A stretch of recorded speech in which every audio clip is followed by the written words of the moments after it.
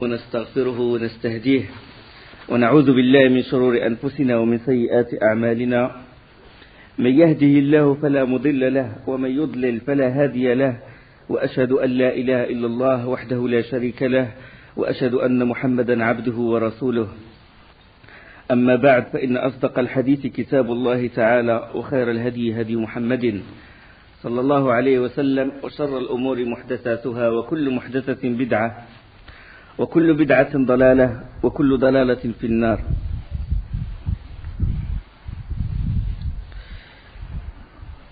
On est arrivé à l'intervention de Nu'aym ibn Mas'ud radiyallahu anhu, quand le prophète sallallahu alayhi wa sallam il invoqua Allah subhanahu wa ta'ala pour trouver une issue, pour trouver une solution au problème, au siège des mécréants. Et Allah subhanahu wa ta'ala il exauça le vœu du prophète sallallahu alayhi wa sallam par l'intervention de Nu'aym ibn Mas'ud. Nu'aym ibn Mas'ud, à ce moment-là, s'est converti en islam. Et lui, il était dans le camp des mécréants, c'est-à-dire il était dans le camp de Quraysh. Et il est venu voir le prophète sallallahu alayhi wa sallam et il lui dit: je témoigne, la ilaha illallah, Muhammadur Rasulullah, et personne n'est au courant, sauf Allah, toi et moi. Le clan de Quraysh, il n'est pas au courant de ma conversion. Et le prophète sallallahu alayhi wa sallam, il a dit: si tu parviens à semer le trouble entre les différents, les coalisés, fais-le. Et il lui autorisa de même de mentir pour casser cette alliance, pour défaire cette alliance. Et il est allé voir Bani Qurayda, les juifs de Bani Qurayda, et il leur a dit: les Quraysh, certes, ils s'apprêtent à combattre Mohammed, mais ça fait plusieurs jours maintenant qu'ils l'assiègent, mais sans résultat. En plus, eux, leurs familles sont loin, sont à l'abri. Par contre, vous êtes à Médine et vous vous êtes ralliés à Quraysh et à Ghatafan. Si jamais eux, ils rebroussent chemin, ils vont vous laisser à Médine et vous n'avez aucune résistance contre Mohammed et ses compagnons. D'accord? Il leur a dit ça, il les a mis dans le doute. Et ils lui ont dit: qu'est-ce qu'on va faire? Qu'est-ce qu'on peut faire? Et puis il leur a dit: essayez, demandez au moins des garanties pour vous. Demandez 10 des notables de Quraysh et de Ghatafan qui soient avec vous dans votre forteresse. Comme ça, ils ne vont pas s'enfuir. Comme ça, Quraysh ne va pas s'enfuir et il va rester pour combattre Mohammed et ses compagnons. Et ils ont dit: bonne idée. Et en même temps, il est parti dans le camp de Quraysh et il leur a dit: vous me connaissez très bien, je suis l'ennemi de Mohammed. Ils ont dit oui. Il a dit: je suis un ancien allié, un ancien confident, si vous voulez, des juifs de Bani Qurayda. Ils ont dit oui. Il a dit: écoutez-moi, mais gardez le secret. C'est que Bani Qurayda, ils ont regretté d'avoir rompu le pacte avec Mohammed. Et qu'est-ce qu'ils ont fait?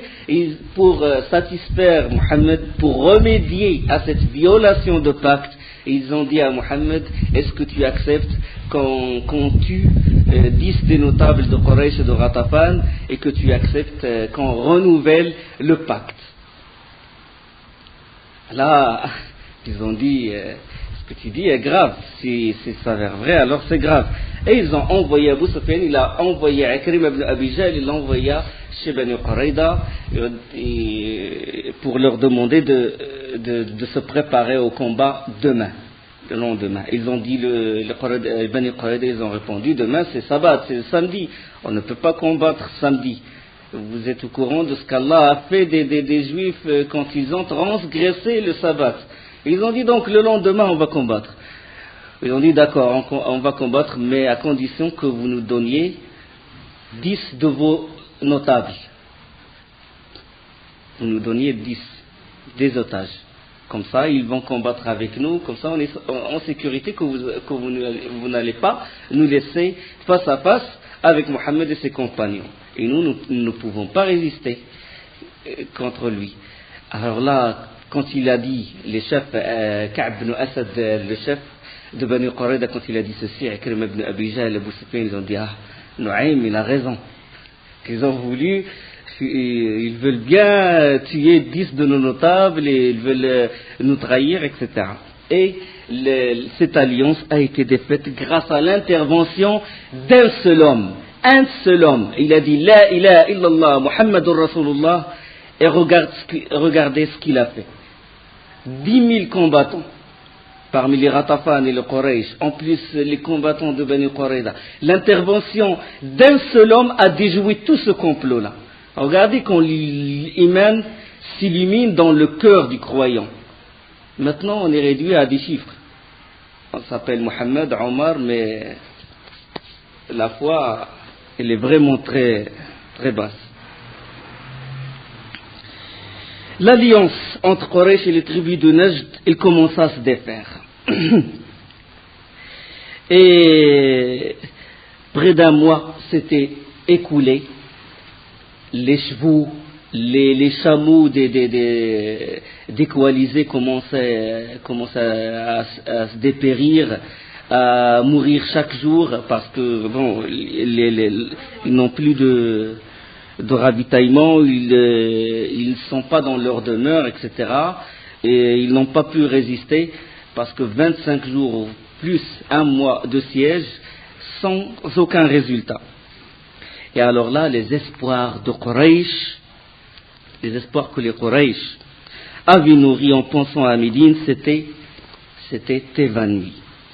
Et alors, en plus, ce qui les a fait désespérer davantage, c'est qu'il y avait un vent glacial, un ouragan, qui a arraché leurs tentes, les feux qu'ils allumaient, ils s'éteignaient vite, leurs hommes commençaient à se fatiguer, les chevaux ne tiennent plus le coup, et à la nuit venue, une tempête exceptionnelle, il a fait rage dans la plaine, et le vent il soufflait en ouragan, comme j'ai dit, et là, du côté du camp du prophète sallallahu alayhi wa sallam, le prophète sallallahu alayhi wa sallam, il a senti qu'il y a quelque chose, qu'il y aura un renversement des situations, et puis il a prié tard dans sa tente, dans le camp, et puis le prophète sallallahu alayhi wa sallam a dit, lequel d'entre vous va se lever pour aller voir ce que fait l'ennemi et revenir me le dire.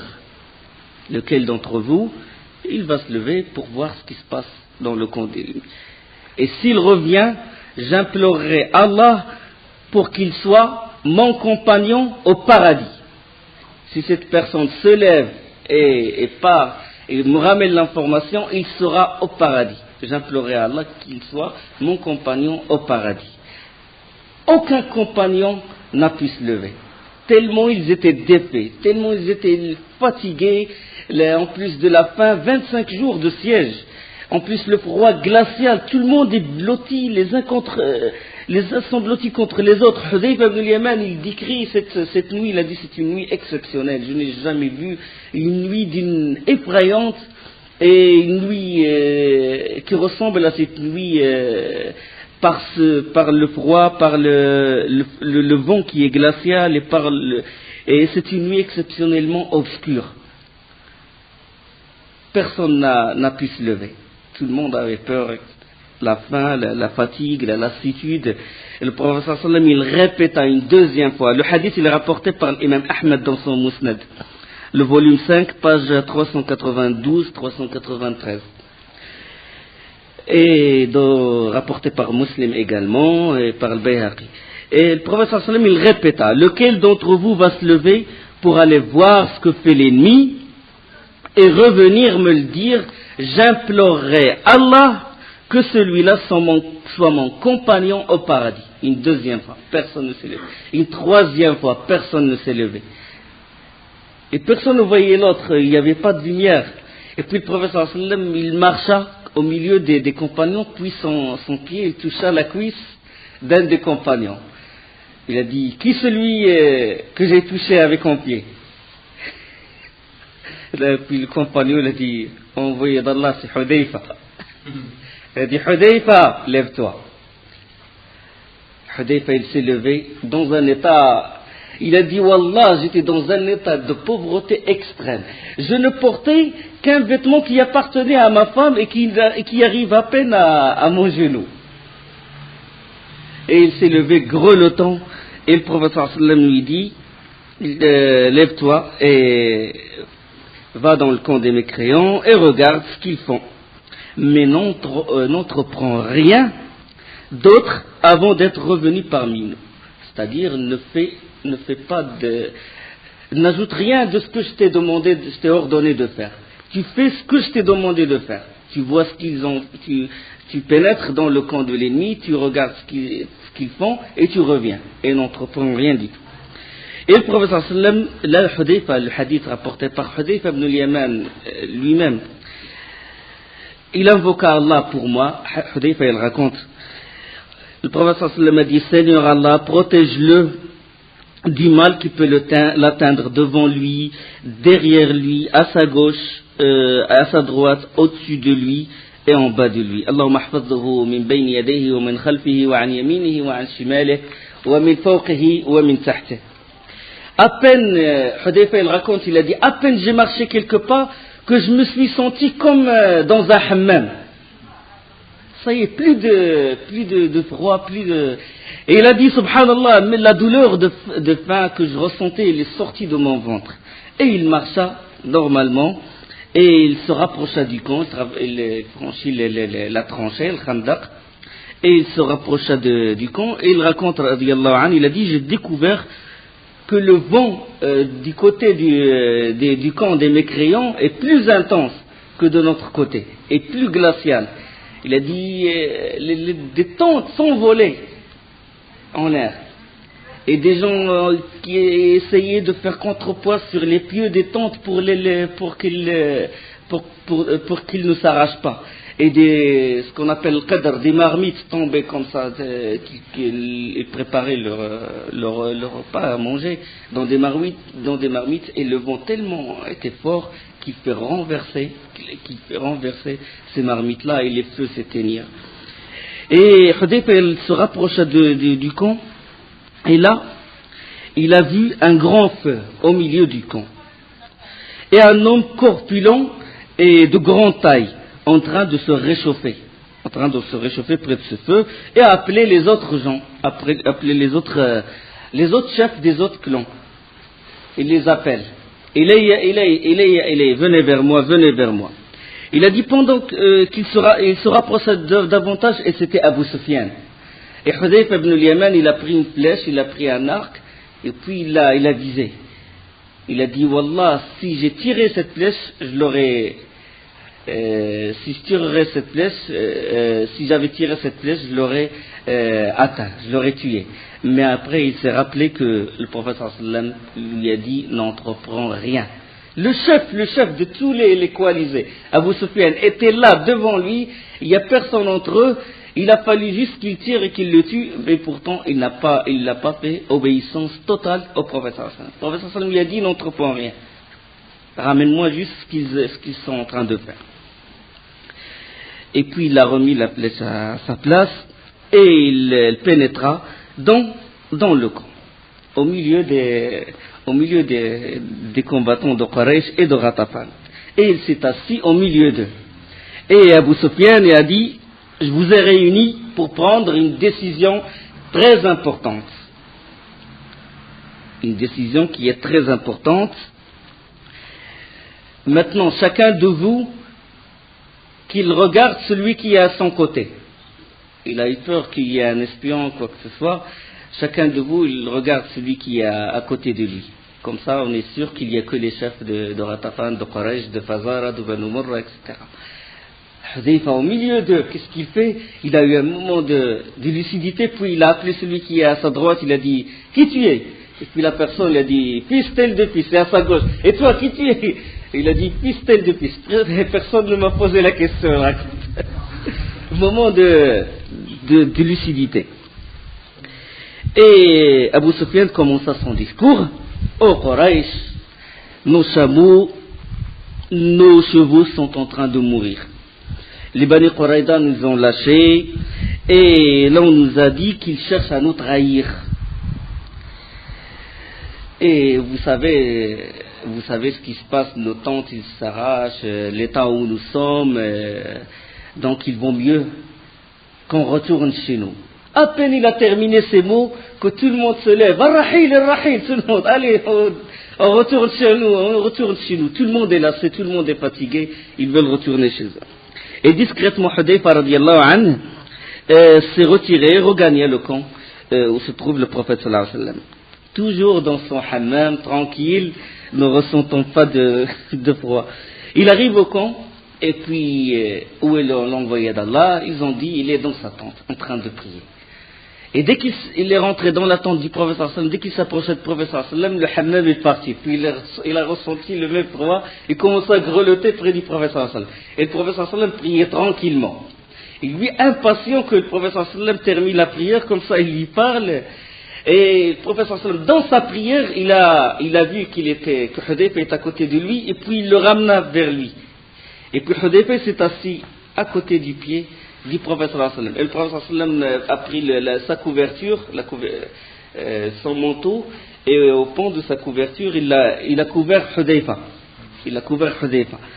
Et il a terminé sa prière, il a fait recours à ce jour, Hudayfa toujours collé à ses pieds et couvert par un pan de la couverture du prophète sallallahu alayhi wa sallam. Dès qu'il a fait taslim, les salutations, Hudayfa lui fit le récit de ce qu'il a vu, etc. Et le prophète sallallahu alayhi wa sallam lui a dit, maintenant, dors. Il a dit, dès qu'il lui a dit dors, Hudayfa il est tombé, il s'est endormi. Et il ne s'est réveillé que le matin. Le matin, le prophète sallallahu alayhi wa sallam le réveilla, il lui dit, Qum ya Nauman, réveille-toi, ô dormeur. Hudayfa il s'est réveillé, le calme, il a vu qu'il n'y a plus de vent, plus d'ouragan, le calme est revenu, il n'y a plus de siège, et les mécréants sont partis, et le calme est revenu, la sérénité et la sécurité il a commencé à ressentir une sérénité, et Allah subhanahu wa ta'ala a fait éloigner les mécréants. وَرَدَّ اللَّهُ الَّذِينَ كفروا بغيظهم لم ينالوا خيرا وكفى الله المؤمنين القتال وكان الله قويا عزيزا. Allah subhanahu wa ta'ala, il dit dans Surat Al-Ahzab, il dit, et Allah a renvoyé avec leur rage les infidèles sans qu'ils n'aient obtenu aucun bien, et Allah a épargné aux croyants le combat, et Allah est fort et puissant. Les Juifs, ils étaient restés dans chez eux, avec leur trahison, c'est qu'ils n'ont connu du prophète sallallahu alayhi wa sallam que fidélité, que sincérité, que bon voisinage, et en plus lui, sallallahu alayhi wa sallam, qui est mentionné dans leur Torah, mentionné dans leurs écritures saintes, et pourtant, ils se sont ralliés avec les mouchriquines, les associateurs, les adorateurs d'idoles, les adorateurs de statues, contre l'envoyé d'Allah sallallahu alayhi wa sallam. C'est une honte éternelle, trahison.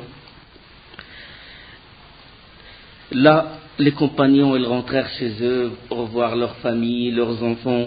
Le prophète sallallahu alayhi wa sallam, il est rentré chez lui, dans la maison de Aïcha radiallahu anha, il ôta ses vêtements et commença à se laver. Et puis, quelqu'un frappa à la porte. Et Aïcha lui ouvrit la porte. C'est qui? C'était Dihya al-Kalbi. C'était un compagnon qui s'appelle Dihya al-Kalbi. Et il a dit, l'envoyé d'Allah, il est là. Aïcha il appela le prophète sallallahu alayhi wa sallam. Et puis le prophète sallallahu alayhi wa sallam, dès qu'il s'approcha, il a vu Dihya al-Kalbi, il a su qui c'est. C'était Jibril alayhi salam. Jibril, il prend la forme de Dihya al-Kalbi. Il prend la forme d'un des compagnons du prophète sallallahu alayhi wa sallam. On sait que Jibril, il peut prendre la forme d'un être humain. C'est clair, le hadith célèbre de Jibril, de l'iman, de l'islam et de l'ihsan, quand un homme s'est assis auprès du prophète sallallahu alayhi wa sallam, il a mis sa main sur sa main, etc. Et de même dans le Coran, sur Maryam alayhi salam, fatamassala laha basharan sawiya, il se manifesta à elle sous forme d'un homme parfait. Donc l'ange, il peut prendre la forme d'un être humain. Jibril a dit au prophète sallallahu alayhi wa sallam, as-tu déposé les armes? Le prophète sallallahu alayhi wa sallam, il a dit oui, j'ai déposé les armes. Et Jibril, il a dit, mais les anges ne les ont pas encore déposés. Allah t'ordonne maintenant de combattre Bani Quraïda. Il a dit, je me dirige vers eux en compagnie d'autres anges. Le problème, l'histoire n'est pas encore finie. Il faut punir Bani Quraïda pour la chose qu'ils ont fait, la trahison, la grande trahison. Aussitôt le prophète sallam, il remit ses armures, la tenue du combat, et il est sorti de chez lui, il a trouvé un groupe de compagnons en train de l'attendre. Avez-vous vu quelqu'un? On n'a vu personne sauf Dihya al-Kalbi, le compagnon. Il a dit monter sur une mule blanche, harnachée d'une selle recouverte de soie. Il a dit c'est l'archange Jibril. Et il a été envoyé au Bani Quraïda pour ébranler leur fortin. Que l'un de vous n'accomplisse la prière de l'Asr que Bani Quraïda. Ça veut dire qu'il faut faire vite, maintenant il faut aller au village de Bani Quraïda. Du coup, les compagnons, chacun il a pris son armure et tout, et ils ont suivi le prophète sallallahu alayhi wa sallam. Ceux qui sont arrivés au village de Bani Quraïda avant le Maghrib, ils ont fait la prière tranquillement. Mais ceux qui ne l'ont pas atteint, c'est-à-dire ceux où l'heure de l'Asr a sonné au milieu du chemin, les uns ont dit, le prophète sallallahu alayhi wa sallam nous a dit qu'on ne doit faire l'Asr qu'à Bani Quraïda. Nous on applique ce qu'il a dit à la lettre. C'est-à-dire, on ne prie pas maintenant. Même si c'est l'heure de l'Asr, on ne prie pas, on ne fait pas l'Asr maintenant, on le fait qu'au village de Bani Quraïda. Les autres ont dit non. La raison pour laquelle le prophète sallam nous a dit de prier à de ne pas faire la prière de l'Asr qu'à Bani Quraïda, c'était pour nous pousser à nous hâter. Le but c'était qu'on fasse vite. Mais maintenant, l'heure est arrivée, on prie. Vous avez compris? C'est-à-dire, les uns ont appliqué ce qu'a dit le prophète sallam à la lettre, et les autres ont dit que le prophète sallam a voulu de nous juste qu'on se hâte. Donc, une partie des compagnons ont fait l'Asr à mi-chemin, les autres ne les ont fait qu'à Bani Quraïda après le coucher de soleil. Et le prophète sallam, il a confirmé les uns et il a confirmé les autres. Il n'a pas critiqué ni les uns ni les autres, parce que les deux, leur but c'était quoi? C'était d'obéir à l'envoyé d'Allah. Le prophète sallam s'approcha de leur forteresse, de la forteresse des Juifs. Il les appela, et eux du haut de leur forteresse, ils le regardaient, ils savaient ce qu'ils ont fait. Et le prophète sallam commença à les insulter, et c'était très rare que le prophète sallam insultait quelqu'un. Il a dit Ya ikhwas al-qiradata wal-khanazir, aux frères des cochons, aux frères des singes. Et c'était rare que le prophète sallam insultait quelqu'un. Il a dit Allah ne vous a-t-il pas humilié et faire mériter son châtiment? Et eux commençaient à crier, oh envoyé d'Allah, oh Abu al-Qasim, jamais tu n'as été déraisonnable, oh Abu al-Qasim, on te connaît, une personne indulgente, etc. Il a dit, vous descendez, et le hadith il est rapporté il est dans Musannaf Abd al-Razzaq, le numéro 9737. Et le prophète sallam l'a dit, vous descendez, vous vous soumettez à mon jugement. Je fais ce que je veux de vous. Trahison. Vous descendez de votre forteresse. Ah, ils ont dit non. Ils commencent à se consulter entre eux. Il a dit si on descend, ils vont nous tuer. Et puis ils commencent à faire des pourparlers avec le prophète sallallahu alayhi wa sallam. Ils ont dit on va faire comme Bani Nadir. On va partir.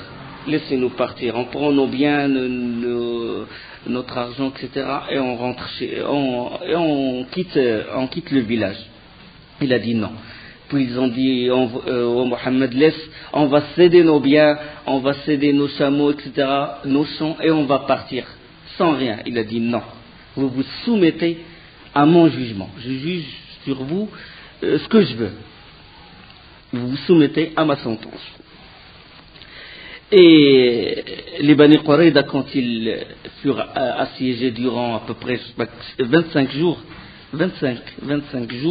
selon certaines versions, Et ils demandèrent au prophète sallallahu alayhi wa sallam de les laisser consulter un de leurs alliés. On sait que la tribu de l'Aous qui vivait à Médine est l'allié de Bani Qurayda, tout comme le Khazraj était l'allié de Bani Qaynuqa. Et le prophète sallallahu alayhi wa sallam ordonna à Abu Lubaba, il ordonna à Abu Lubaba de se rendre chez eux. Dès son arrivée, Abu Lubaba est entré dans leur forteresse. Dès son arrivée, il fut frappé par le spectacle de femmes et d'enfants en pleurs, en train de pleurer, les femmes pleuraient, les enfants pleuraient, et puis les hommes, ils se levèrent vite de l'accueillir, et il était attendri par ce spectacle. Ils ont dit, Abu Lubaba, devons-nous nous rendre, ou nous en remettre à la sentence de Mohammed, ou à la décision de Mohammed? Il a dit oui. Il a dit oui, mais en même temps, il a mis le doigt sur son cou. Il a dit comme ça. Ça veut dire que s'ils se livrent, ils vont être massacrés. Et Abu Lubaba, à peine il a fait ça, qu'il s'est senti, il a dit, ça y est, j'ai trahi Allah et son prophète. Il a dit, je me suis pas senti. Il a dit, ça m'est échappé. Il a dit, comment dès qu'il a dit ça, il a mis le doigt sur son cou. Et il a regretté ce fait. Et il est parti directement. Il n'est même pas allé voir le prophète sallallahu alayhi wa sallam. Il est allé directement à la mosquée de Médine et il est rentré il a appelé à sa femme. Il a dit, attache-moi entre la colonne, il s'est mis à côté d'une colonne de la mosquée, il a dit, attache-moi près de cette colonne. J'ai trahi Allah et son prophète, Et l'envoyé d'Allah, il l'attendait quand il a su qu'il n'est pas revenu, et quand on lui ramena l'information que Abu Lubaba, il a dit ça. Le prophète sallallahu alayhi wa sallam, il a dit, s'il était venu à moi, j'aurais demandé pardon pour lui, je l'aurais pardonné. Mais puisqu'il a agi de cette façon, je ne suis pas celui qui le relâchera de sa place, jusqu'à ce qu'Allah lui pardonne, jusqu'à ce qu'Allah lui fasse rémission. Il a dit, s'il était venu vers moi directement, je l'aurais pardonné. Et Abu Lubaba est resté attaché à cette colonne de la mosquée. Il a dit jamais je ne trahirai Allah et son envoyé, et jamais je piétinerai une terre, un endroit où j'ai trahi Allah et son messager. C'est pour ça qu'il a quitté directement le village de Bani Qurayda, il est allé directement à Médine. Il a dit, une terre où j'ai trahi Allah et son envoyé, je la piétinerai jamais. Et il resta attaché à la colonne de Médine. Il est resté attaché plusieurs jours. Sa femme, il le délie de ses liens quand l'appel de la prière il fut annoncé, c'est-à-dire quand l'adhan il fait l'annonce de la prière, sa femme le délie, il fait la prière avec les compagnons et après il le rattache de nouveau. Et quand il veut faire ses besoins, et il est resté dans cette colonne plusieurs jours, jusqu'à ce qu'un jour le prophète sallallahu alayhi wa sallam commença à sourire. Un matin, il commença à sourire. Puis Umm Salama radiallahu anha, la femme du prophète sallallahu alayhi wa sallam, lui a dit qu'Allah te réjouisse, pourquoi tu souris? Et le prophète sallallahu alayhi wa sallam, il a dit, Allah a pardonné à Abu Lubaba. C'est-à-dire qu'Allah, le prophète sallallahu alayhi wa sallam, il a reçu la révélation qu'Allah, il a pardonné à Abu Lubaba. Et Salama, il a dit, puis-je lui annoncer la bonne nouvelle? Il a dit oui. Et il est allé voir Abu Lubaba, il lui a dit qu'Allah t'a pardonné, Allah il a accepté ton repentir. Et dès qu'il a dit ça, les compagnons, ils se précipitèrent vers Abu Lubaba pour le délier de ses attaches, de ses liens. Et lui, il a crié, il a dit non, il a dit personne ne me détache, sauf l'envoyé d'Allah. Il a dit je reste, personne, éloignez-vous. Et le prophète sallallahu alayhi wa sallam, il a fait la prière de l'Fajr, et après il est allé le délier par ses nobles mains de ses liens. Et Allah subhanahu wa ta'ala, Ibn Hisham, il rapporte qu'Allah il révélait à son propos dans Surat Tawba وآخرون اعترفوا بذنوبهم خلطوا عملا صالحا وآخر سيئا عسى الله أن يتوب عليهم. D'autres, Allah subhanahu wa ta'ala il révèle à son propos, d'autres ont reconnu leurs péchés, ils ont mêlé de bonnes actions à d'autres mauvaises, il se peut qu'Allah accueille le repentir, car Allah est pardonneur et miséricordieux. Quand le siège épuisa Bani Qurayda, là ils furent convaincus que le prophète sallallahu alayhi wa sallam ne va pas les relâcher. L'un de leurs notables, Ka'b ibn Asad, les rassembla et leur dit: vous voyez la situation dans laquelle vous vous trouvez? Je vous propose 3 suggestions. Maintenant, vous n'avez que 3 choix. Ils ont dit lesquels? Il a dit: nous entrons dans la religion de cet homme. La première solution, c'est que nous entrons dans la religion de cet homme et le suivant. Il a dit: par Allah, il est apparu clair pour vous, qu'il est un prophète envoyé. C'est celui que vous trouvez dans votre livre. Il est clair maintenant. Il se trouve, même sa sira, il se trouve dans la Torah. Donc beaucoup de signes, vous avez beaucoup de signes de cet homme, qu'il est l'envoyé d'Allah. Donc on le suit, on l'obéit. Ça c'est la première solution. Il a dit ainsi, vous serez en sécurité, vous et vos enfants et vos biens. Si vous rentrez en islam, il ne vous touchera pas. Ils ont dit jamais, jamais, jamais, jamais nous renoncerons à la loi de la Torah. Il a dit donc je vous propose une deuxième solution.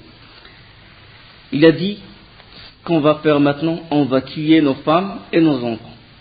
On tue nos femmes et nos enfants et on sort avec les épées, on le combat. Comme ça, s'ils nous tuent, on est tranquille, on n'a pas à s'inquiéter sur nos femmes et sur nos enfants.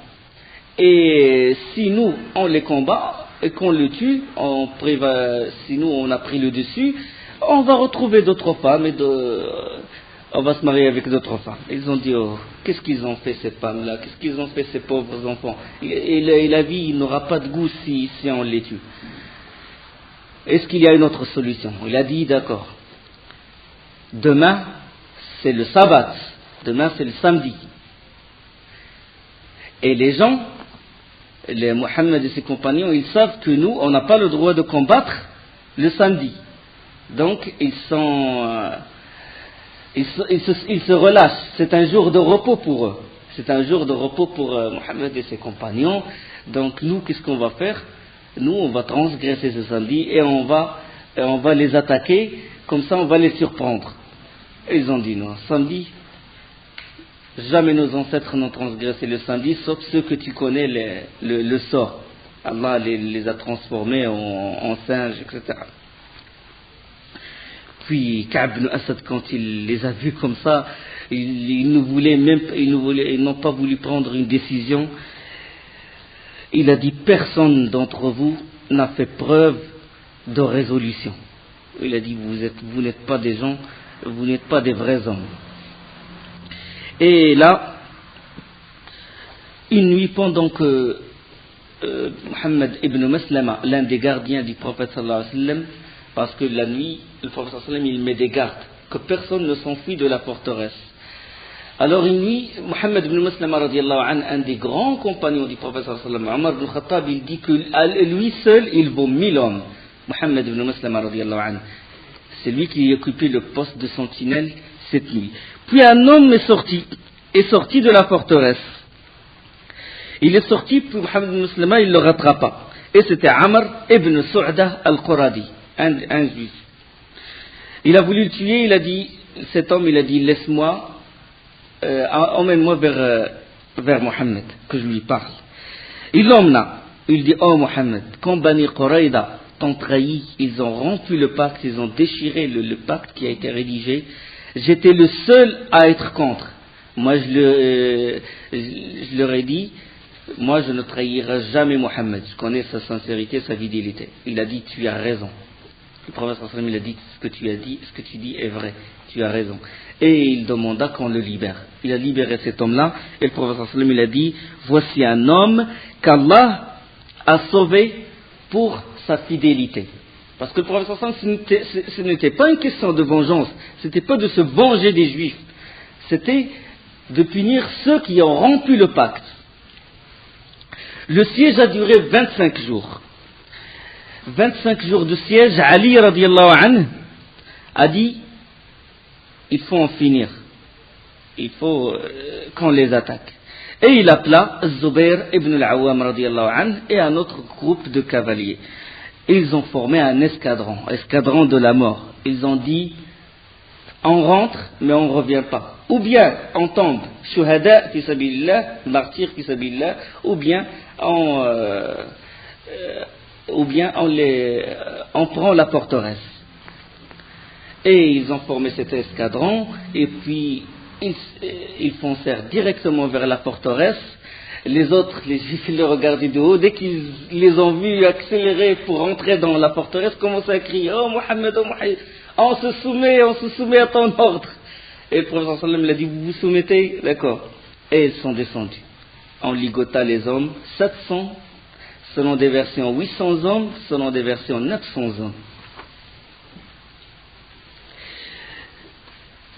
On les ligota, les femmes et les enfants furent mis dans un endroit, et les hommes dans un autre endroit. Et les hommes, les mains liées derrière le dos, un espace, il fut réservé. Et là, les Haous, la tribu du Haous, ils ont dit au prophète sallallahu alayhi wa sallam, envoyé d'Allah, ceux-là étaient nos alliés. Et tu sais comment tu as traité les Bani Qaynuqa, alliés de nos frères. Certains hommes de Haous, des compagnons, ils ont dit au prophète sallallahu alayhi wa sallam, traite bien nos confédérés. Tu sais ce que tu as fait de Bani Qaynuqa, les confédérés de Khazraj. On sait que Bani Qaynuqa, c'était la tête des hypocrites, Abdullah ibn Ubay ibn Salul, qui intercéda à leur faveur. Et que le prophète sallallahu alayhi wa sallam les a libérés. Et là, quand ces personnes-là de la tribu de Haous sont venues voir le prophète sallallahu alayhi wa sallam, là, la situation est différente. Certes, les Bani Qaynuqa, ils ont déshabillé une femme, ils ont tué un compagnon. Les Bani Nadir, ils ont voulu tuer le prophète sallallahu alayhi wa sallam, ils ont voulu jeter une meule pour le tuer, alors qu'il était assis près de leur maison. Mais la trahison de Bani Qurayda était grave. C'était une ouverture du sud-est, et c'était laisser le passage à Ratafan, Fazara, à 10 000 ans pour rentrer, pour conquérir tout Médine. Donc la question elle diffère là.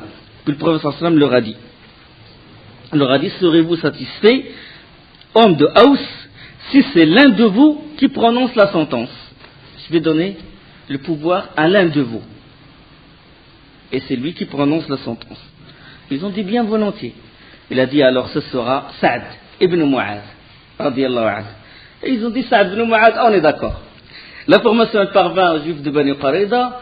Ils ont dit Saad ibn Mu'adh, si c'est Saad ibn Mu'adh, c'est notre allié, c'est notre ami Saad ibn Mu'adh. Et Saad ibn Mu'adh il est où?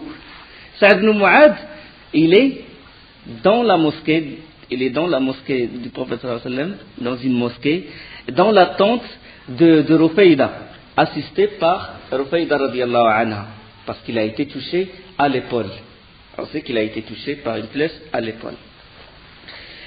Et c'est pour ça qu'ils disent que Rufayda c'était la première infirmière de l'islam, parce que elle a dressé une tente à l'intérieur de la mosquée pour accueillir tous les blessés, pour assister tous les blessés.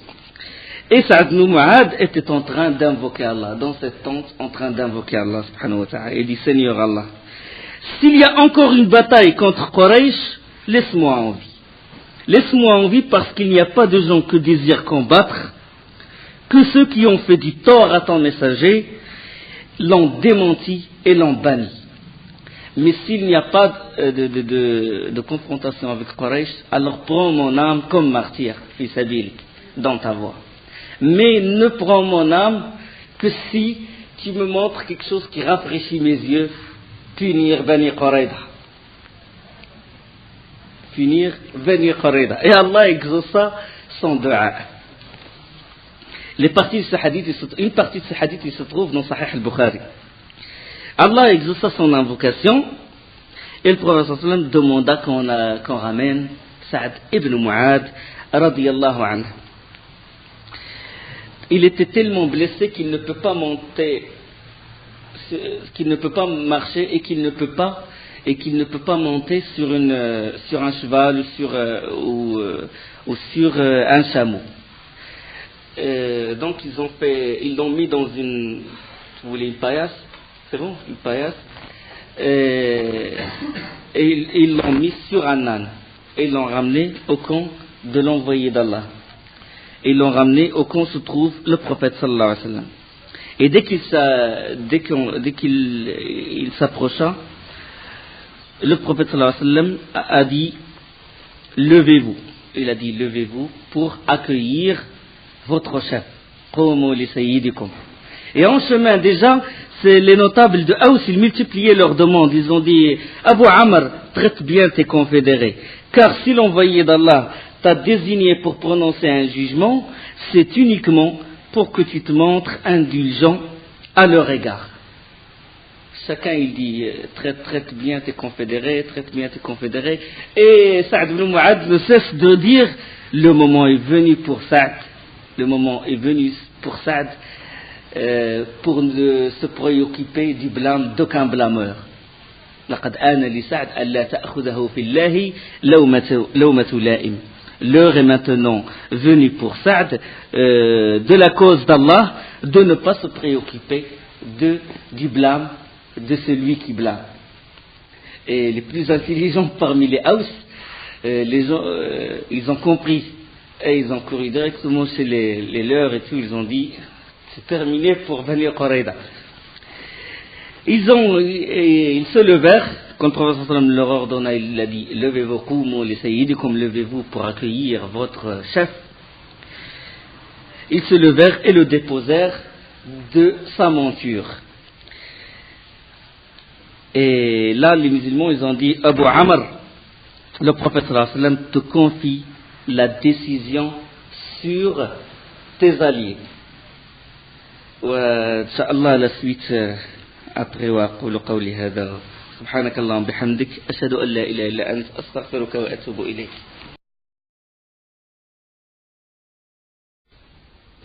والصلاة والسلام على رسول الله. Ils le déposèrent de sa monture et ils ont dit oh Abu Amr, le prophète sallallahu alayhi wa sallam te confie la décision sur tes alliés. Puis Sa'd se tourna vers les notables de Haus, il a dit allez-vous vous engager à respecter la sentence que je rendrai aux Haus? Ils ont dit oui, nous nous engageons. Allez-vous vous engager à respecter la sentence que je rendrai aux Khazraj? Les Khazraj ils ont dit oui, la tribu de Khazraj. Et il se tourna vers les immigrants, la même chose, ils ont dit oui. Et puis il jeta un regard en direction du prophète sallallahu alayhi wa sallam, il a dit et celui qui est à côté de moi sera-t-il lié? Il n'a pas voulu dire que mon jugement s'appliquera sur le prophète sallallahu alayhi wa sallam, où il dit que le prophète doit respecter ma sentence, etc. Par respect au prophète sallallahu alayhi wa sallam, il a dit et celui qui est à côté de moi sera-t-il lié? Et le prophète sallallahu alayhi wa sallam a dit oui, certes, Mu'adh. Il a dit je juge donc que les hommes seront mis à mort, tous, selon des versions 700, 800 ou 900. Les biens partagés et les femmes et les enfants pris en captivité. Et le prophète sallallahu alayhi wa sallam a dit Allahu Akbar, tu es jugé par le jugement d'Allah par-dessus les 7 cieux. Ça c'est la punition de la trahison. Les Juifs ne sont pas au courant de la sentence. Et le prophète sallallahu alayhi wa sallam, il fit creuser sur une place, qui s'appelait la place du marché, plusieurs tranchées étroites qui vont servir de tombe. Ali, radiyallahu anhu, Zubayr, radiyallahu anhu, et d'autres, à côté avec des épées et à côté de ces tranchées. Et puis, on appela 10 hommes. On ramena les 10 hommes exécution dite tête tranchée par terre, dans la tranche. Et Ka'b ibn Asad, son tour n'est pas encore arrivé, et il y a du monde autour de lui, avec les autres juifs, ils ont dit, oh Ka'b, qu'est-ce qu'ils sont en train de nous faire? Qu'est-ce qu'ils sont en train de faire? Il a dit, à chaque fois, vous ne raisonnez pas.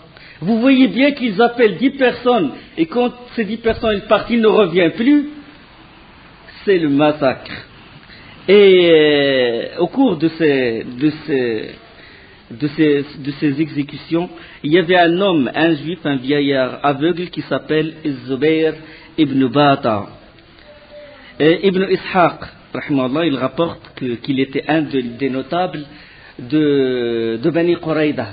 Et qu'est-ce qu'il a fait lors des guerres tribales, ça c'est avant l'islam, lors des guerres tribales entre l'Aws et le Khazraj, la guerre de Bou'ath, il épargna la vie à Thabit ibn Qais ibn Shammas. Thabit ibn Qais ibn Shammas était jeune, était un enfant à l'époque. Il l'acheta et le libéra. Et puis, après l'islam, les deux hommes se rencontrèrent. Zubayr ibn Bata, on va l'emmener pour l'exécuter, et c'était Thabit ibn Qais ibn Shammas qui va le ramener. Puis il lui dit, me reconnais-tu? Thabit ibn Qais, il a dit, me reconnais-tu? Il a dit, comment un homme comme moi peut-il oublier quelqu'un comme toi? A répondu Zubayr. Et Thabit ibn Qais l'a dit, je désire te rendre service pour le bien que tu m'as fait. Et l'homme, il a dit, l'homme noble rend l'appareil. C'est-à-dire, inna al-karim yajzi al-karim. L'homme noble, il rend par la noblesse, il rend l'appareil. Alors Thabit, il a trouvé le professeur sallam, il a dit, envoyé d'Allah, je suis redevable à Zubayr d'un bienfait qu'il m'a dispensé. Je désire m'acquitter envers lui. Accorde-moi sa vie. Le professeur sallam accepta. Il a dit, il est à toi. Puis Thabit a apporté Thabit ibn Qais ibn Shammas, il a apporté la nouvelle à Zubayr. Et puis Zubayr ibn Bata, il a dit, un vieillard comme moi, privé de sa famille et de ses enfants, qu'a-t-il besoin de sa vie? Qu'a-t-il besoin de l'aide? Et le Thabit, il alla voir le professeur sallam, il a dit, envoyé d'Allah, comme mon père et ma mère te servent de rançon, accorde-moi sa femme et ses enfants. Il a dit, c'est entendu, ils sont à toi. Et puis il a demandé ses biens, et puis le professeur sallam, il a dit, on lui rend sa femme, ses enfants et ses biens. On lui rendit tout. Et puis là, Zubayr ibn Bata, il a dit, qu'est-il devenu Ka'b ibn Asad? Il a dit, il a été tué. Il est tué. Huyay ibn Akhtab, on sait que Huyay ibn Akhtab, c'est celui qui est allé voir Ka'b ibn Asad pour le rallier avec Quraysh et Ghatafan. Et il a juré, il a dit que si Quraysh et Ghatafan, ils rebroussent chemin et te laissent tomber, moi je reste avec toi dans ta forteresse. Et là, il a tenu sa promesse et il est resté. Zubayr, il a dit, qu'est devenu Huyay ibn Akhtab? Il a dit, il est tué. Qu'est devenu tel? Il est tué. Qu'est devenu tel? Il est tué. Puis il a dit, par Dieu Thabit et par le droit que j'ai sur toi, je te demande de m'envoyer rejoindre les miens. Car maintenant qu'ils sont partis, il n'y a plus rien de bon dans la vie. Au début, Thabit, il refusa, mais l'homme, le vieillard, il insista, il a dit, je veux rejoindre mes bien-aimés. Et en apprenant le vif désir de les rejoindre, Abu Bakr a dit, il les retrouvera par Allah dans le feu de la géhenne éternellement. Yalqahum fin nar. Durant cette histoire, un jeune juif, et parce que le professeur Sallam l'a dit, tous les hommes, c'est-à-dire tous les mâles pubères, un jeune juif, il vient d'être pubère durant ce siège-là, le pauvre. Il s'appelle Rifa'a ibn Samaw'al. Rifa'a ibn Samaw'al. Il vient d'être pubère. Et dès qu'il a su qu'on va l'emmener pour lui couper le cou, la tête, il s'accrocha à une femme des compagnons du prophète sallallahu alayhi wa sallam. Il s'appelle Selma bint Qais al-Munzir. Il s'accrocha à elle.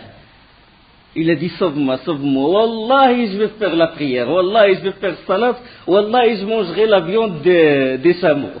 Parce qu'il y a certains juifs qui s'interdisent de manger la viande des chameaux. Et puis, cette femme, radiallahu anha, elle a trouvé le prophète sallallahu alayhi wa sallam, il a dit, envoyé d'Allah, que nous te servirons de rançon, mes parents et moi. Accorde-moi, Rifa'a.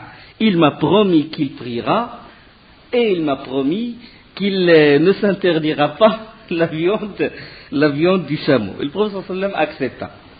Et cet homme, il a prié, il a embrassé l'islam et est devenu un des grands savants musulmans. Et quand il fait des cours, des leçons, quand il veut jurer, il dit par celui qui m'a sauvé la vie le jour de Quraïda. Il dit par Allah, il dit par Allah qui m'a sauvé le jour de Quraïda. Quant aux femmes, aucune d'elles ne fut touchée, sauf une femme. Aïcha, elle raconte que cette femme a été exécutée. Il a dit, cette femme, elle me parlait et riait, elle basculait du dos et du ventre par le rire, alors que l'envoyé d'Allah exécutait ces hommes. Tout à coup, on l'appela en criant, où est-elle, fille de telle? Et puis Aïcha lui a dit, malheur à toi, qu'est-ce que tu as fait? La femme lui a dit, on va me tuer. Et pourquoi? Aïcha lui dit pourquoi? Il a dit parce que j'ai fait ce que... Elle a tué un des compagnons, il a jeté une meule sur un des compagnons qui s'appelle Khalad ibn Suwayd radiyallahu anhu. Et Aïcha il dit par Allah je n'oublierai pas sa bonne humeur et son hilarité alors qu'elle savait qu'elle allait mourir. Donc tout ce hadith il est rapporté par l'imam Ahmad, volume 6, page 277, par Abu Dawud, al-Bayhaqi ibn Hisham, al-Hakim, al-Tabari fi al-Tarikh. Les femmes et les enfants furent partagés, de même que les biens. Le prophète sallallahu alayhi wa sallam a eu comme esclave Rayhana bint Amr. Il lui exposa l'islam, il l'appela à l'islam et il refusa.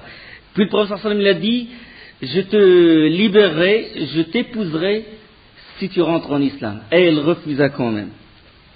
Et un jour, alors qu'il était chez lui, il était avec des compagnons, il a entendu les bruits de pas, et puis il a dit, c'est les pas de telle personne, il est venu me donner la bonne nouvelle que Rayhana a embrassé l'islam. Et il a embrassé l'islam, radiyallahu anha. Selon des versions, il a dit, que le prophète sallallahu alayhi wa sallam la libéra, selon d'autres qu'il est resté esclave du prophète sallallahu alayhi wa sallam. Et Saad radiyallahu anhu, après avoir donné cette sentence, il fut reconduit à la tente de Rufayda dressée à la mosquée. Et la veine de Saad radiyallahu anhu, il éclata et il est mort. Ça veut dire qu'Allah subhanahu wa ta'ala a exaucé son dua. Et Aïcha a dit, j'ai entendu Abu Bakr et Omar pleurer Saad. Et on l'emmena chez lui dans la maison de Bani al-Ashhal. C'est ce qu'on appelle Bani al-Ashhal. Et le prophète sallallahu alayhi wa sallam, dès qu'il eut vent que Saad ibn Mu'ad est mort, il accéléra le pas pour arriver à la maison de Saad ibn Mu'ad. Et les compagnons ont marché tellement que nos sandales commençaient à se déchirer. Et ils ont dit au envoyé d'Allah, pourquoi tu accélères les pas? Il a dit, moi je veux l'atteindre avant que les anges ne l'atteignent et ne le lavent, comme ils l'ont fait à Handala radiyallahu anhu, lors de la bataille de Uhud. Le hadith il est rapporté par Ibn Sa'd et Abd al-Razzaq et Tirmidhi et al-Hakim. C'est un hadith authentique. Et avant de l'enterrer, les compagnons l'ont mis dans je sais pas comment on appelle ça, où on met le mort, la civière si vous voulez. Quand ils l'ont soulevé comme ça, ils ont dit au envoyé d'Allah, on ressent rien du tout. On ne ressent pas le poids. Il a dit que le professeur Sallam leur a dit que c'est les anges l'aident, vous aident, les anges le portent avec vous. Et les anges, c'est-à-dire, ont porté Saad ibn Mu'ad avec les compagnons. Et il a dit, sallallahu alayhi wa sallam, que le trône du tout miséricordieux s'est ébranlé par suite de la mort de Saad ibn Mu'ad. Hadith rapporté par Ahmed et al-Bayhaqi. Et l'histoire de Bani Quraïda, il s'est terminé ainsi. Maintenant, laissons-nous un peu emporter avec ces versets du Coran, commentaire d'Allah subhanahu wa ta'ala, la vision d'Allah sur cette bataille. Allah il nous raconte ce qui se passe.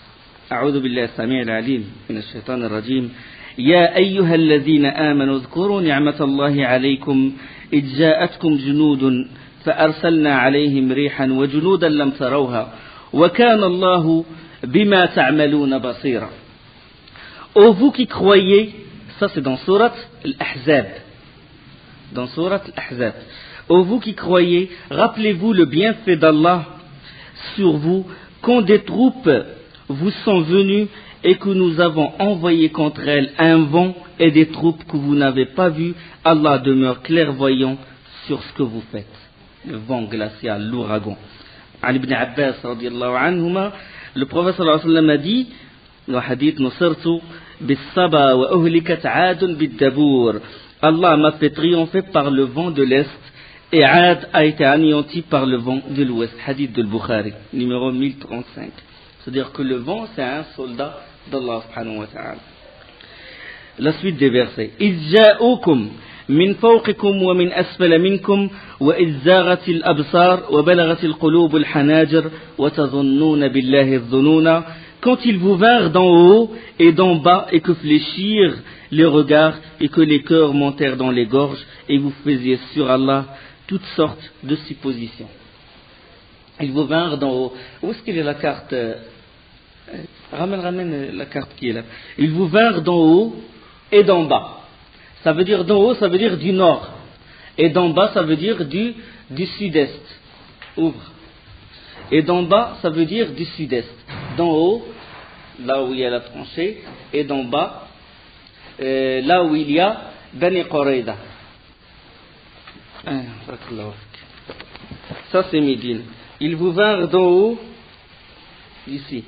Et d'en bas, ça veut dire du sud-est. Les Bani Qurayza sont là. إذ جاءكم من فوقكم ومن أسفل منكم وإذ زاغت الأبصار وبلغت القلوب الحناجر وتظنون بالله الظنون. Quand ils vous vinrent d'en haut et d'en bas et que fléchirent le regard et que les cœurs montèrent dans les gorges et vous faisiez sur Allah toutes sortes de suppositions. هنالك ابتلي المؤمنون وزلزلوا زلزالا شديدا. Les croyants furent alors éprouvés et secoués d'une dure secousse. C'est une vraie épreuve. Ouverture du sud, et 10 000 hommes, la faim, le froid, etc. وإذ يقول المنافقون, la suite des versets. وإذ يقول المنافقون والذين في قلوبهم مرض ما وعدنا الله ورسوله إلا غرورا. Et quand les hypocrites et ceux qui ont la maladie au cœur disaient Allah et son messager, nous ont promis que tromperie. Nous nous ont promis qu'illusion. Surtout, on a parlé de ça la semaine dernière quand le prophète sallallahu alayhi wa sallam il a pris une pioche et il a frappé de toutes ses forces une roche un rocher qui fait obstacle et qu'il a crié, il a dit Allah m'a ouvert le trésor des Perses, Allah m'a ouvert le deuxième coup, Allah m'a ouvert le trésor du Romain, de Qaysar, de Rome, Allah m'a ouvert le trésor du Yémen. Et là, les hypocrites, ils ont dit, qu'est-ce qu'il est en train de nous raconter? L'un de nous n'ose même pas faire ses besoins en sécurité, et lui, il nous parle de Rome, il nous parle de Kisra, des Perses. Ma wa'adana Allahu wa rasuluhu illa ghurura. Allah et son messager nous ont promis que tromperie. 9 ans, 10 ans plus tard, Al-Qadisiyya wal Yarmouk. Les palais de Kisra tombent entre les mains des compagnons dans la khilafa de Omar ibn Khattab. Dans sa même khilafa de Omar ibn Khattab, Al-Qadisiyya ou Al-Yarmouk, les deux, ont eu lieu l'année 14 de l'Hégire et l'année 15 de l'Hégire. Ils ont conquis les Perses et les Romains. Allah subhanahu wa ta'ala, la prophétie du prophète sallallahu alayhi wa sallam a été réalisée. وَإِذْ قَالَتْ طَائِفَةٌ, la suite des versets. وَإِذْ قَالَتْ طَائِفَةٌ مِّنْهُمْ يَا أَهْلَ يَثْرِبَ لَا مُقَامَ لَكُمْ فَارْجِعُوا وَيَسْتَأْذِنُ فَرِيقٌ مِّنْهُمُ النَّبِيَّ يَقُولُونَ إِنَّ بُيُوتَنَا عَوْرَةٌ وَمَا هِيَ بِعَوْرَةٍ إِن يُرِيدُونَ إِلَّا فِرَارًا De même, un groupe d'entre eux dit, gens de Yathrib, Yathrib ça veut dire Médine, gens de Yathrib, ne demeurez pas ici, retournez chez vous. Ça c'est les hypocrites qui sont en train de dire ça. Retournez chez vous. Un groupe d'entre eux demande au prophète la permission en disant, nos demeures sont sans protection, alors qu'ils ne l'étaient pas. Ils ne voulaient que s'enfuir. Ils ne voulaient pas aider les compagnons. Ils veulent juste s'esquiver en cachette et aller chez eux sans participer, sans aider les compagnons pour creuser cette tranchée. ولو دخلت عليهم من أقطارها ثم سئلوا الفتنة لأتوها وما تلبثوا بها إلا يسيرا. Et si une percée avait été faite sur eux par les flancs de la ville, et qu'ensuite on leur avait sollicité de renier leur foi, ils se seraient exécutés, certes, et n'auraient guère tardé. Ils se seraient exécutés, certes, et n'auraient guère tardé. Et si une percée avait été faite sur eux par les flancs de la ville, ça veut dire du nord, par les flancs de la ville, min aqtariha, ça veut dire du nord et du sud-est. Et qu'ensuite on leur avait demandé de renier leur foi. Ça c'est les hypocrites. Ils sont juste à la limite de la mécréance. Du moment qu'ils rentrent, les copains ils rentrent, ça y est, il est prêt à renier sa foi, il dit moi je ne suis pas musulman, etc. ولو دخلت عليهم من أقطارها ثم سئلوا الفتنة لأتوها. Et qu'ensuite on leur avait sollicité la fitna, ça veut dire de renier leur foi, ils se seraient exécutés. وَلَقَدْ كَانُوا عَاهَدُوا اللَّهَ مِنْ قَبْلُ لَا يُوَلُّونَ الْأَدْبَارَ وَكَانَ عَهْدُ اللَّهِ مَسْئُولًا. Tandis qu'auparavant, ils avaient pris l'engagement envers Allah qu'ils ne tourneraient pas le dos, et il sera demandé compte de tout engagement vis-à-vis d'Allah. Tout engagement vis-à-vis d'Allah, Allah va leur demander compte. Ils ont promis qu'ils sont engagés pour aider, pour ne pas tourner le dos. قل لن ينفعكم الفرار إن فررتم من الموت أو القتل وإذا لا تمتعون إلا قليلا. قل لن ينفعكم الفرار إن فررتم من الموت أو القتل وإذا لا تمتعون إلا قليلا. Dis, à rien ne vous servira de fuir, que vous fuyiez mort sans combat ou mort dans le combat. De toute façon, vous n'aurez joui de la vie que peu de temps. Dans le combat ou sans combat ou dans le combat, tu vas vivre combien de temps? 60, 70 ans, 80, 100 ans, 200, allez, on va te mettre dans le livre des records. 200. Tu n'as vécu rien. قالوا كم لبثتم؟ قالوا لبثنا يوما أو بعد يوم. Le jour du jugement, Allah subhanahu wa ta'ala, il leur dira combien vous avez vécu? Combien? Une journée, une partie de journée. قل من ذا الذي يعصمكم من الله إن أراد بكم سوءا أو أراد بكم رحمة ولا يجدون لهم من دون الله وليا ولا نصيرا. Dis, qui pourrait vous soustraire de l'atteinte d'Allah, qu'il vous veuille du mal ou miséricorde, il ne trouve en dehors d'Allah ni allié ni secoureur. Dis, qui pourrait vous soustraire de l'atteinte d'Allah, qu'il vous veuille du mal ou miséricorde, il ne trouve en dehors d'Allah ni protecteur ni secoureur.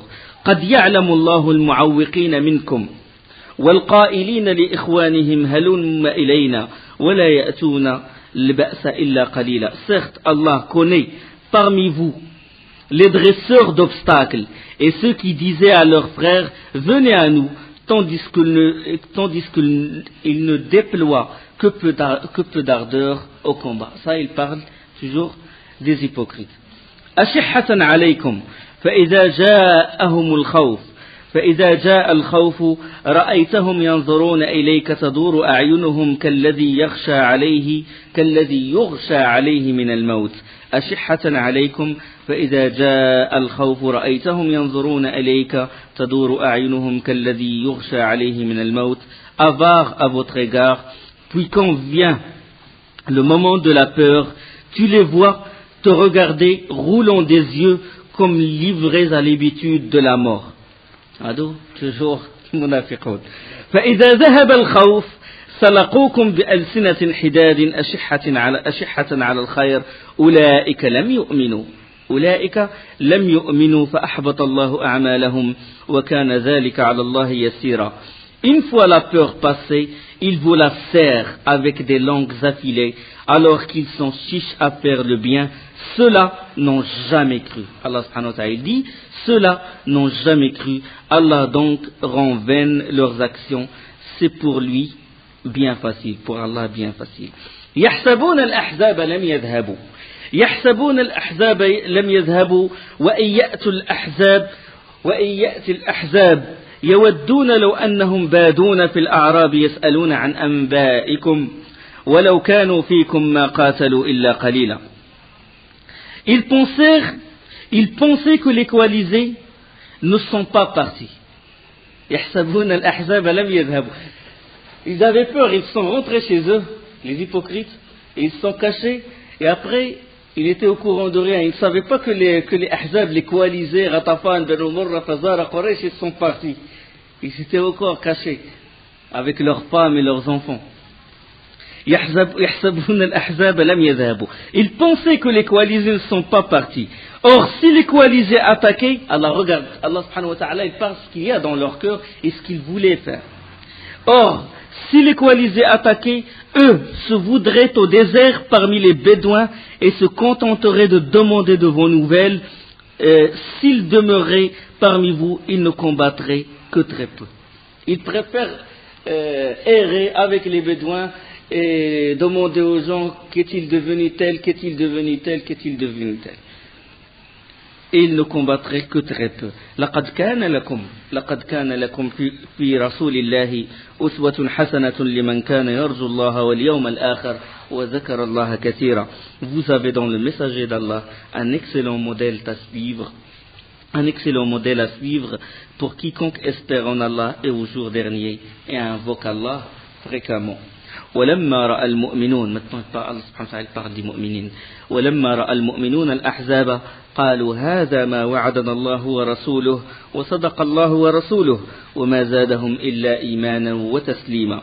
Et quand les croyants virent les coalisés, ils dirent voilà ce qu'Allah et son messager nous avaient promis. Et Allah et son messager disaient la vérité, et cela ne fit que croître leur iman et leur soumission, leur foi, iman et leur soumission.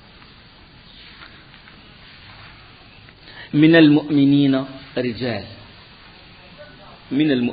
رجال parmi les croyants des hommes, parmi les vrais hommes, من المؤمنين رجال صدقوا ما عاهدوا الله عليه فمنهم من قضى نحبه ومنهم من ينتظر وما بدلوا تبديلا. Il est parmi les croyants des hommes qui ont été sincères dans leur engagement envers Allah. Certains d'entre eux ont atteint leur fin et d'autres attendent encore.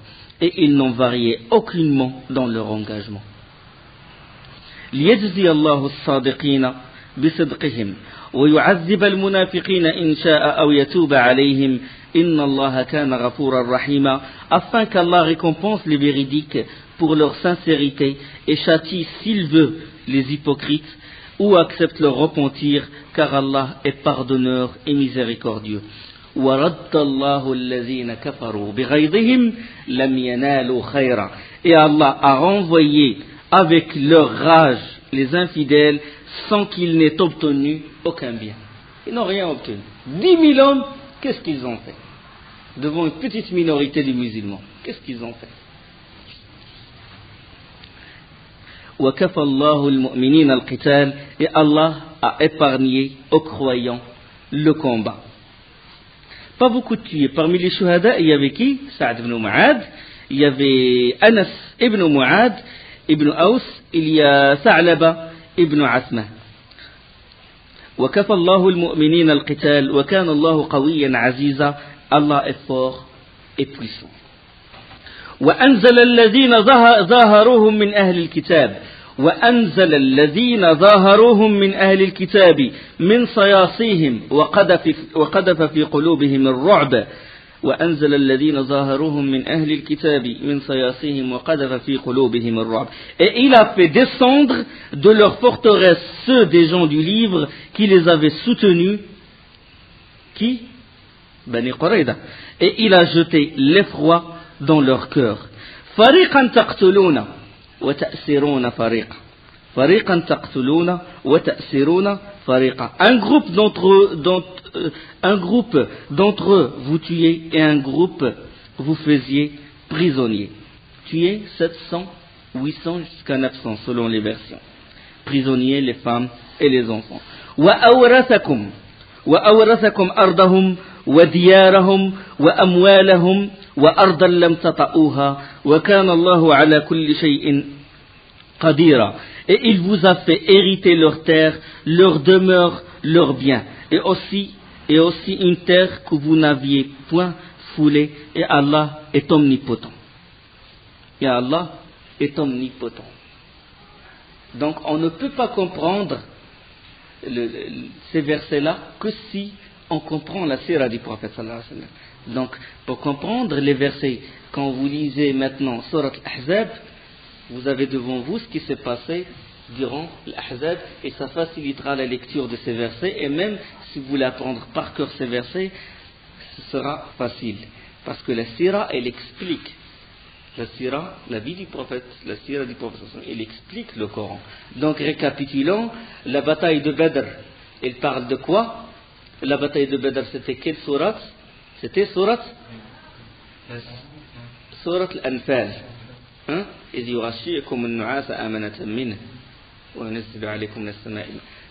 Donc sourate Al-Anfal, sourate le butin.